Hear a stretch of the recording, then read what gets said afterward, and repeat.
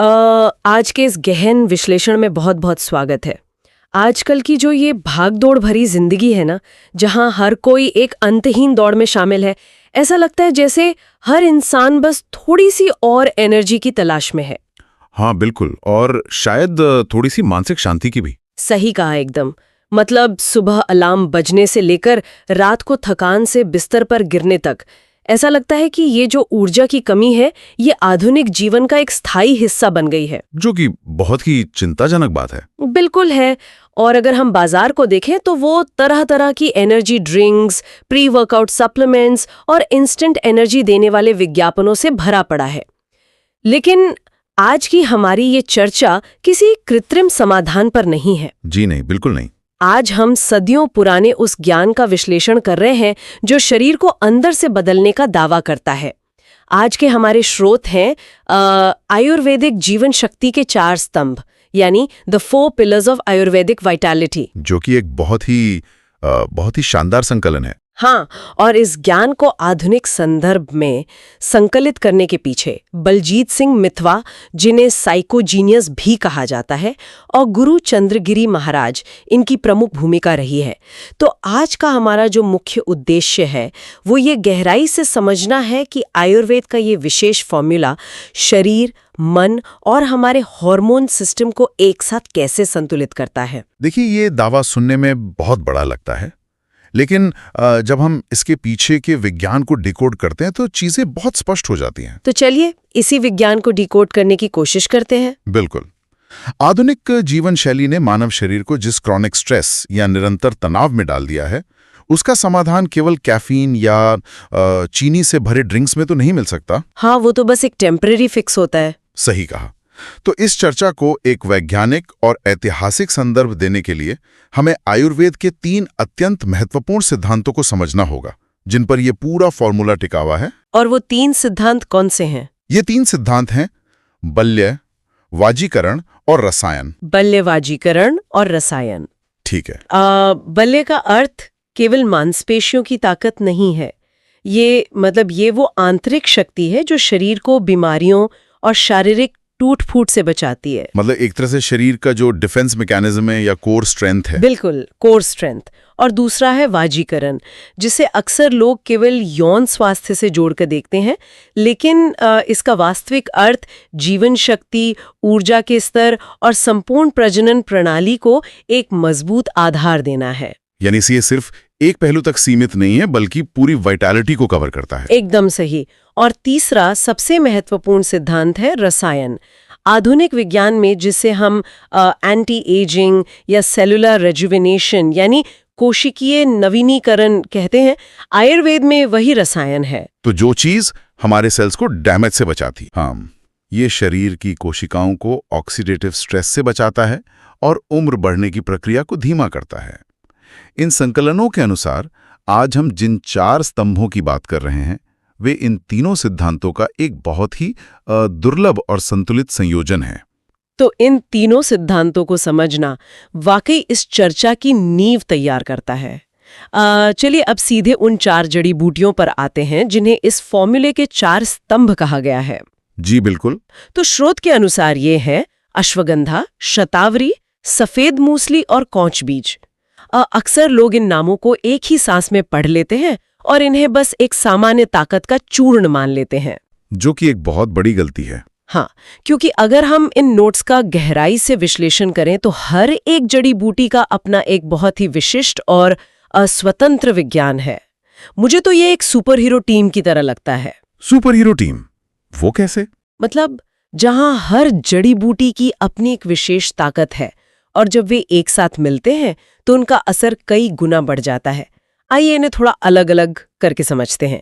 अगर शुरुआत अश्वगंधा से की जाए तो इसके बारे में तो आजकल पश्चिमी देशों में भी बहुत बात हो रही है। अश्वगंधा इस पूरे मिश्रण का एक बहुत ही महत्वपूर्ण हिस्सा है। तो ये नर्वस सिस्टम पर किस तरह काम करता है? देखिए, इसका मुख्य काम नर्वस सिस्टम को शांत करना और शरीर में कॉर्टिसोल यानी तनाव पैदा करने वाले हार्मोन के स्तर को नियंत्रित करना है। कॉर्टिसोल जो कि स्ट्रेस हार्मोन है। जी, जब कोई व्यक्ति लगातार तनाव में रहता है तो उसका शरीर फाइट या फ्लाइट मोड में रहता है, मतलब लड़ो या भागो वाली स्थिति में, जिससे बहुत ज्यादा ऊर्जा खर्च होती होगी। बिल्कुल, बहुत अधिक ऊर्जा का क्षय होता है।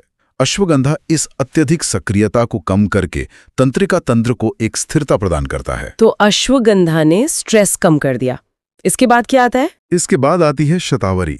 शतावरी की तासीर थोड़ी ठंडी और स्निग्ध मानी जाती है। स्निग्ध मतलब चिकनी। अच्छा, तो ये शरीर को ठंडक देती है। हाँ, ये शरीर में नमी बनाए रखने, पित्त को शांत करने और विशेष रूप से हार्मोनल संतुलन स्थापित करने में बहुत प्रभावी है। तो शरीर में जो रूखापन या अधिक गर्मी तनाव के कारण पैदा होती है, शतावरी उसे संतुलित करती है। बिल्कुल सही। ये बहुत दिलचस्प है कि एक जड़ी बूटी तनाव कम कर रही है और दूसरी शरीर को अंदर से शीतलता और संतुलन दे रही है। और फिर सफेद मूसली और कौच बीज का नंबर आता है। जी, सफेद मूसली को तो आयुर्वेद में दिव्य औषधि तक कहा गया है। संकलन में ये बात एकदम उभर कर आती है कि सफेद मूसली का सीधा असर हमारी ऊर्जा के उत्पादन पर होता है। हाँ, ये शारीरिक कमजोरी को दूर करने और कोशिकाओं में नई जान फूंकने का काम करती है। लेकिन मुझे कौच बीज का विज्ञान सबसे ज्यादा आकर्षित करता है। मैंने इन नोट्स में पढ़ा है कि कौच बीज का सीधा संबंध मस्तिष्क के न्यूरोट्रांसमीटर से है। यह एक बहुत ही सटीक अवलोकन है। कौच बीज प्राकृतिक रूप से एल्डोपा का एक बहुत समृद्ध स्रोत है। एल्डोपा? जी, एल्डोपा वह तत्व है जो मस्तिष्क में जाकर डोपामिन में बदल जाता है। ओहो, डोपामाइन, जिसे हम फील गुड हार्मोन भी कहते हैं। बिल्कुल, डोपामिन को प्रेरणा या रिवॉर्ड हार्मोन कहा जाता है। जब शरीर में डोपामिन का स्तर सही होता है तो इंसान मानसिक रूप से अधिक ऊर्जावान, खुश और प्रेरित महसूस करता है। तो अब अगर हम इन चारों को एक साथ देखें, अश्वगंधा तनाव कम कर रहा है, शतावरी हार्मोन्स को संतुलित कर रही हैं, सफेद मूसली शारीरिक ऊर्जा दे रही है और कौच बीज मस्तिष्क को प्रेरित कर रहा है। एकदम सही। तो ये अलग अलग काम कर रहे हैं, लेकिन इन्हें एक साथ मिलाने की क्या जरूरत है? क्या कोई इंसान सिर्फ एक जड़ी बूटी लेकर वही परिणाम हासिल नहीं कर सकता? यहीं पर आयुर्वेद का असली विज्ञान सामने आता है, जिसे हम सिनर्जी या तालमेल कहते हैं। सिनर्जी मतलब एक साथ मिलकर काम करना। हाँ, है ना? इसे समझने के लिए एक संगीत समारोह है या सिम्फनी ऑर्केस्ट्रा की कल्पना की जा सकती है। अच्छा, सिम्फनी ऑर्केस्ट्रा। अगर केवल वायलिन बज रहा हो तो वो अच्छा लग सकता है, लेकिन जब वायलिन के साथ बांसुरी, ड्रम और पियानो एक सटीक तालमेल में बजते हैं तो वो एक सिम्फनी बन जाती है, जिसका प्रभाव कई गुना गहरा होता है। बिल्कुल। शरीर भी एक जटिल ऑर्केस्ट्रा की तरह है। थकान केवल शारीरिक नहीं होती, इसके पीछे मानसिक तनाव और हार्मोनल असंतुलन भी होता है। ये बात तो है। आधुनिक चिकित्सा में अक्सर शरीर के हर हिस्से का अलग अलग इलाज किया जाता है। थकान के लिए एक दवा, तनाव के लिए दूसरी और हार्मोन के लिए तीसरी। लेकिन ये आयुर्वेदिक दृष्टिकोण मानता है कि भौतिक शरीर, मन और हमारा एंडोक्राइन सिस्टम एक दूसरे से गहराई से जुड़े हुए हैं। तो इन चारों जड़ी बूटियों का सटीक मिश्रण उस जड़ पर एक साथ काम करता है। जी बिल्कुल, एक साथ काम करता है। ये सिम्फनी वाला उदाहरण इस पूरी प्रक्रिया को बहुत स्पष्ट कर देता है। अब इसके विस्तृत फायदों की ओर बढ़ते हैं, क्योंकि यहीं से इसके व्यवहारिक परिणाम समझ में आते हैं। शारीरिक ऊर्जा और मांसपेशियों की बात करें तो संकलन में स्पष्ट है कि ये शारीरिक थकान, पुरानी कमजोरी और सुस्ती को दूर करता है। हाँ, जो लोग भारी मेहनत का काम करते हैं या जिम में इंटेंस वर्कआउट करते हैं, उनके लिए बहुत उपयोगी बताया गया है। साथ ही ये दुबले पतले लोगों में स्वस्थ तरीके से वजन बढ़ाने और मसल गेन यानी मांसपेशियों के विकास में भी सहायक है। बिल्कुल। आजकल जहां बाजार में सिंथेटिक प्रोटीन पाउडर का चलन इतना बढ़ गया है, वहां ये एक बहुत ही प्राकृतिक विकल्प नजर आता है। यहाँ ये समझना बहुत जरूरी है कि ये केवल सामान्य वजन बढ़ाने की बात नहीं है, बल्कि ये हेल्दी बॉडी मास बनाने के बारे में है। हेल्दी बॉडी मास मतलब सिर्फ फैट नहीं बढ़ाना। जी। जब कोई व्यक्ति व्यायाम करता है तो उसकी मांसपेशियों के फाइबर्स में सूक्ष्म टूट-फूट होती है, जिसे हम मसल टियर कहते हैं। हाँ, ये फॉर्मूला उस रिकवरी प्रक्रिया को तेज करता है। कोशिकाओं के स्तर पर ऊर्जा का उत्पादन बढ़ता है, जिससे शरीर जल्दी रिकवर होता है और नई मांसपेशियों का निर्माण अधिक प्राकृतिक और स्थायी तरीके से होता है। तो शारीरिक ताकत के साथ साथ इन नोट्स में यौन स्वास्थ्य पर भी बहुत विस्तार से बात की गई है, जो कि एक बहुत ही महत्वपूर्ण विषय है। अक्सर इस विषय पर समाज में खुलकर चर्चा नहीं होती, लेकिन संपूर्ण स्वास्थ्य के नजरिए से ये बहुत महत्वपूर्ण है।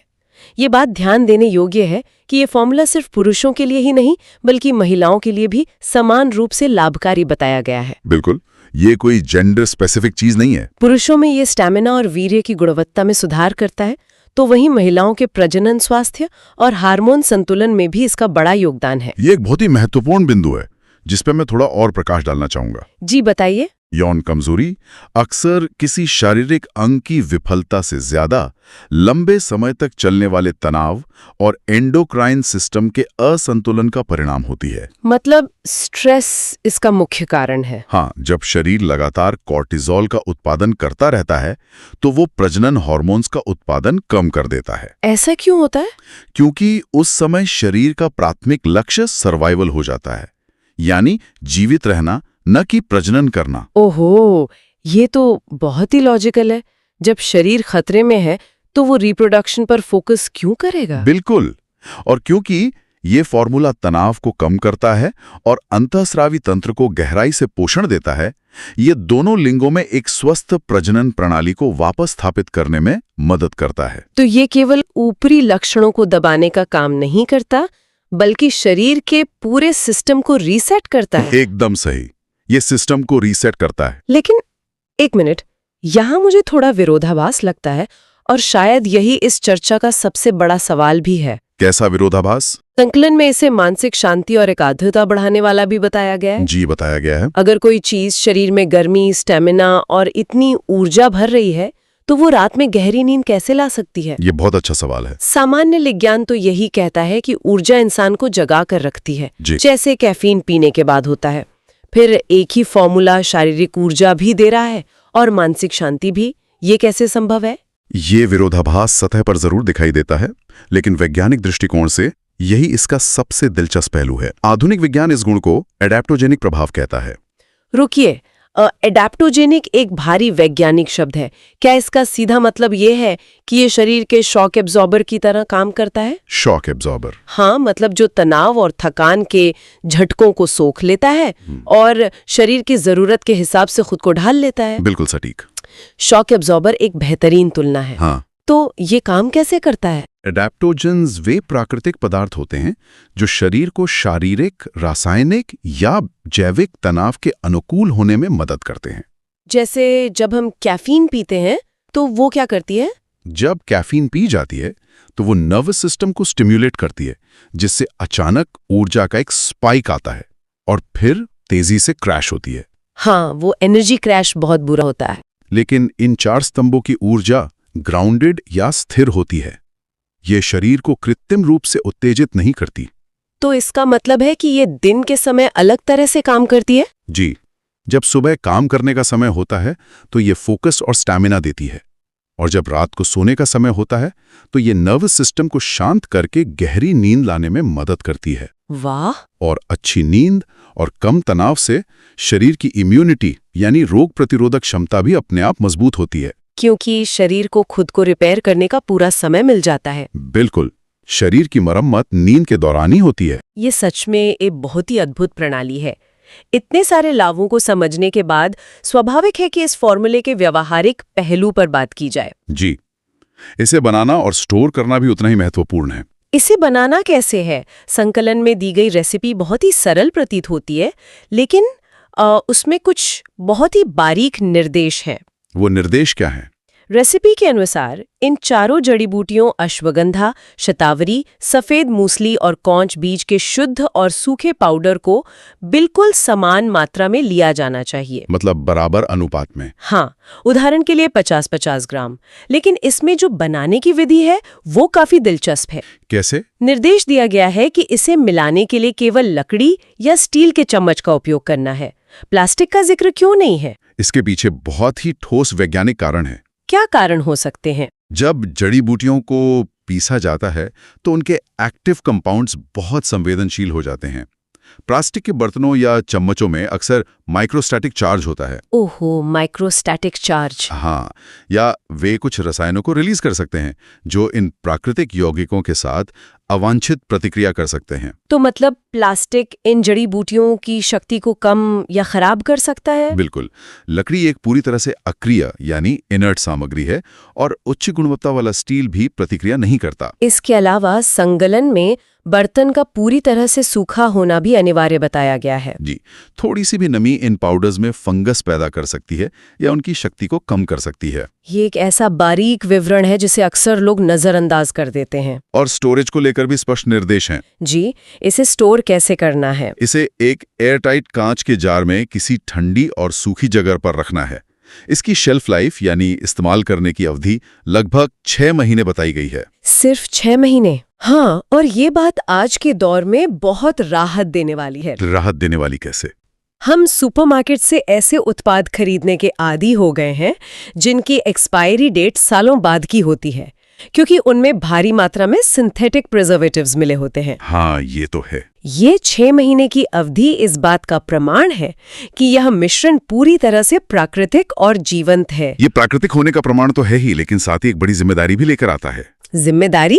जी, और अब हम इस विश्लेषण के सबसे गंभीर और महत्वपूर्ण हिस्से में प्रवेश कर रहे हैं।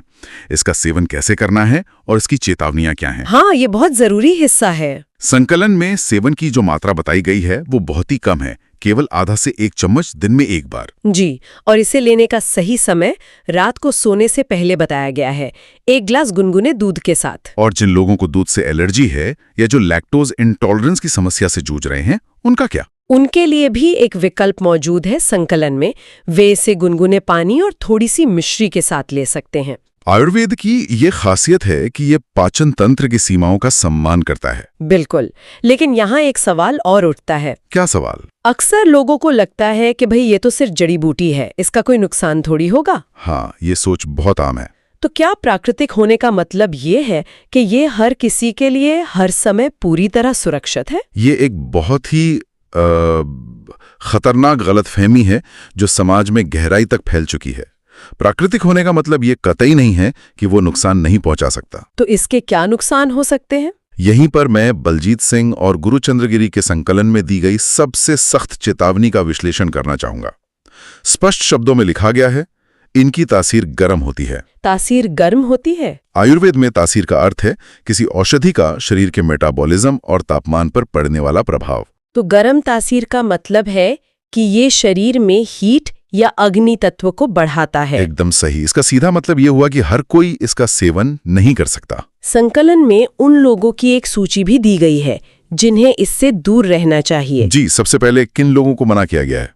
सबसे पहले गर्भवती महिलाओं को इसका सेवन नहीं करना चाहिए, क्योंकि गर्भावस्था के दौरान हार्मोनल प्रणाली पहले से ही बहुत संवेदनशील होती है। बिल्कुल, प्रेगनेंसी में कोई भी गर्म तासीर वाली चीज बिना डॉक्टर की सलाह के नहीं लेनी चाहिए। दूसरा, जिन लोगों की प्रकृति पित्त वाली है, यानी जिनके शरीर में पहले से बहुत अधिक गर्मी रहती है, जिन्हें बार बार एसिडिटी होती है या त्वचा पर दाने निकलने की समस्या होती है, उन्हें बहुत सावधानी बरतनी चाहिए। अगर कोई पित्त प्रकृति वाला व्यक्ति जिसके शरीर में पहले से गर्मी है इस शक्तिशाली फॉर्मूले का सेवन बिना किसी विशेषज्ञ के गाइडेंस के करता है तो उसे फायदे की जगह गंभीर नुकसान हो सकता है, जैसे पेट में अल्सर, अत्यधिक पसीना आना, घबराहट या त्वचा पर चकत्ते यानी रैशेस जैसी समस्याएं उत्पन्न हो सकती हैं। ये कोई साधारण सप्लीमेंट नहीं है जो बस ऊर्जा बढ़ा लेगा। हाँ, ये शरीर के न्यूरोट्रांसमीटर्स और हार्मोन्स के स्तर में गहरा बदलाव लाता है। इसीलिए यदि पहले से कोई गंभीर बीमारी है या हृदय रोग, ब्लड प्रेशर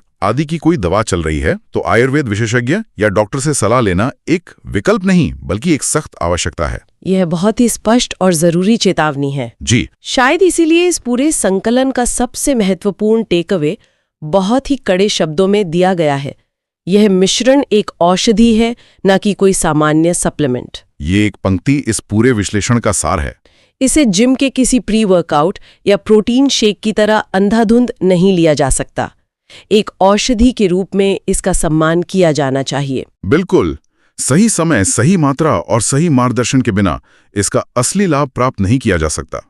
अनुशासन ही आयुर्वेद की वास्तविक नींव है। सही कहा। जड़ी बूटियों में अपार शक्ति होती है, लेकिन वो शक्ति तभी रचनात्मक होती है जब उसका उपयोग सही समझ और नियंत्रण के साथ किया जाए। अश्वगंधा, शतावरी, सफेद मूसली और कौच बीज का ये जो 4 स्तंभों वाला फॉर्मूला है, ये शरीर के पूरे आर्किटेक्चर को फिर से खड़ा करने की क्षमता रखता है। बशर्ते नियमों का पालन किया जाए। जी, बशर्ते नियमों का पालन किया जाए। तो इस विस्तृत चर्चा को समेटते हुए यह कहा जा सकता है कि बलजीत सिंह मितवा यानी साइकोजीनियस और गुरु चंद्रगिरी महाराज के संकलनों से निकला यह ज्ञान सच में एक बहुमूल्य धरोहर है। इसमें कोई शक नहीं है। यह सिर्फ एक नुस्खा नहीं है, बल्कि मानव शरीर के काम करने के तरीके की एक बहुत ही गहरी समझ है।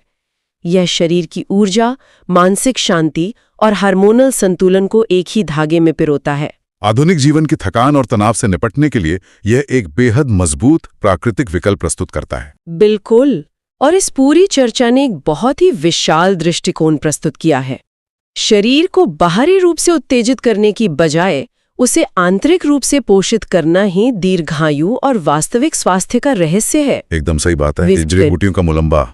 इस गहरी चर्चा के अंत में आज के इस विश्लेषण से एक बहुत ही बड़ा और विचारणीय सवाल उठता है। और वो सवाल क्या है? अगर हमारे पूर्वजों ने बिना किसी आधुनिक माइक्रोस्कोप या ब्लड टेस्ट के इन जड़ी बूटियों की इस जटिल सिनर्जी को इतने सटीक रूप में डिकोड कर लिया था, हाँ, जो कि अपने आप में एक चमत्कार है। बिल्कुल। अगर उन्हें पता था कि शारीरिक ताकत, मानसिक शांति और हार्मोनल स्वास्थ्य तीनों एक ही प्रणाली का हिस्सा है, तो आधुनिक चिकित्सा विज्ञान आज भी शरीर और मन को अलग अलग हिस्सों में बांटकर क्यों देख रहा है? ये सच में सोचने वाली बात है। चीजें हमारे शरीर पर क्या असर डाल रही होंगी? शायद एक स्वस्थ भविष्य के निर्माण के लिए हमें इस प्राचीन समग्र दृष्टिकोण की ओर वापस मुड़कर देखने की सख्त आवश्यकता है।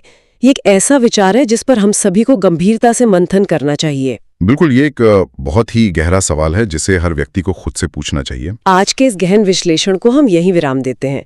इस जटिल लेकिन अत्यंत महत्वपूर्ण विषय को गहराई से समझने के लिए हमारे साथ जुड़ने के लिए बहुत बहुत धन्यवाद। अगली बार एक नए विषय और नए विश्लेषण के साथ फिर मुलाकात होगी।